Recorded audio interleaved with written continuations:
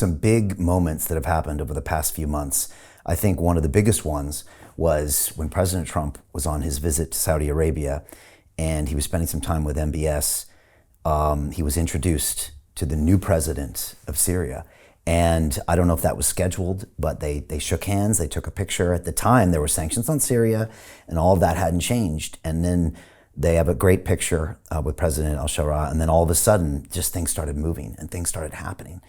And now every couple days I see a brand new announcement. Marco Rubio, the Secretary of State, is inviting foreign ministers of Syria to come to Washington, D.C.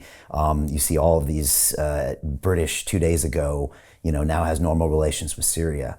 It's all moving really fast, and it seems to really be congruent with what the Trump administration wants for the Middle East and for the world. Like you said, economic prosperity, end the wars, everybody wins.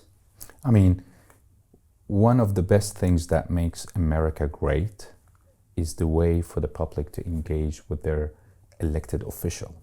And that's what paved the way for the visit for President Trump with President al-Shara. It wasn't scheduled, but while he was in Saudi Arabia, he said, yes, I would like to meet with him. So he flew same time to Riyadh, and they met together. But prior to that, there were few steps happened down the line that kind of paved the way or created the roadmap to arrive to this event.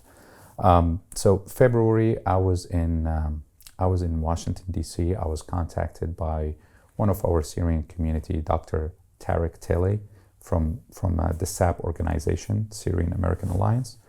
And he explained to me, he said, look, it's a great opportunity now. It's time to act. And I agreed with him. After being away from the Syrian community and being focused on the business. And he said, how can we pave the way? How we can help the Syrian today? So coming from a business background, I've always learned, in my business, in our Richmond Hill Capital company, we learned how to acquire a distressed project and, revitalize these assets to create opportunities. While people see it, they don't agree on it, or they think, no, it's not going to work. So we learned how to create opportunities, how we turn conflicts into an opportunity. So we sat down. Hey, I know investing in crypto is scary. It takes a real leap of faith because there are so many scams, rug pulls, and bad actors out there. It's a dangerous business, which is why 95% of people lose all their money. Well, that's why I created the London Real Investment Club, so you can access the hottest deals on the planet and use the crypto bull market to create the generational wealth that you deserve. Join my team of over 100 people from around the world that are making millions of dollars behind the scenes investing in blockchain, AI, Web3 games, DeFi, Bitcoin, and more.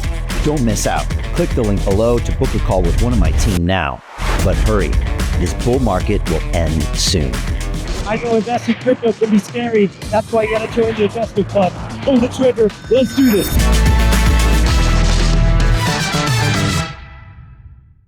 We built a strategy how to contact our elected official, and one of them was Congressman Cory for the state of Florida.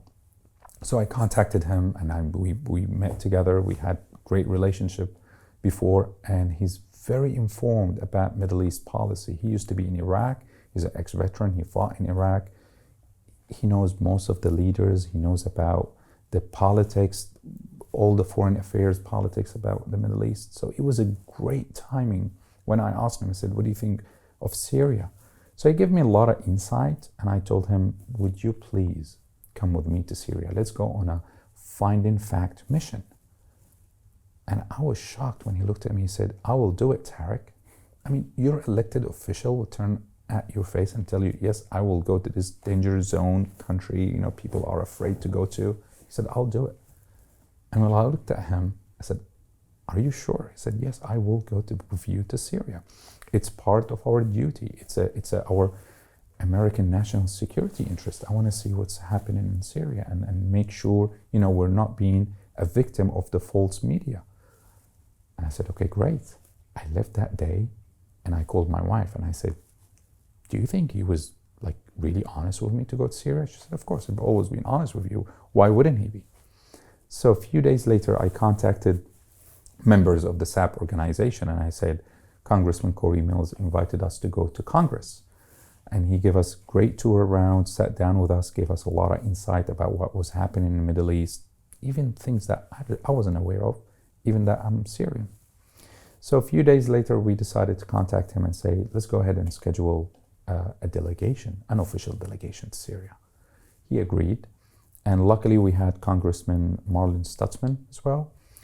We contacted him and he said, I would be happy to go to Syria. He's a very religious guy. He said, I would like to see the churches. I would like to engage with all the Baptists in Syria, because we have a lot of false information being published on the media. All these information was false. So we said, okay, we organized the time and we said we're going to take off. We met Speaker Johnson the day before.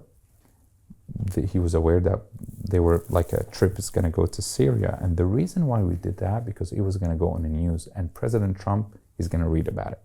Right. One of the things I learned about the president, that every morning he has to get briefing on the news. He watches the channels. What type of propaganda being broadcasted today. Right. How do you get out of a rat race? How do you create wealth not only for yourself, but also for the generations to come after? I am absolutely amazed with the quality of companies that we're getting exposure to. We go on to Zoom calls with the innovators and the folks who are building new applications in metaverse, blockchain, artificial intelligence, decentralized finance. What's going on, everybody? Thumbs up if you can see me. We are focusing on early stage investment. And the quality of people that we're getting exposure to, whether it be Dan Tapiero with 1RT, Jason Ma from Open, Yatsu from Animoca. It's been a phenomenal experience thus far. It has far exceeded my expectations. We are focusing on cutting edge technologies. I view it now as the best investment I've ever made. The upside, I view, is unlimited. And as a retail investor, I would never get this exposure anywhere else outside of Investment Club. See you in the Investment Club.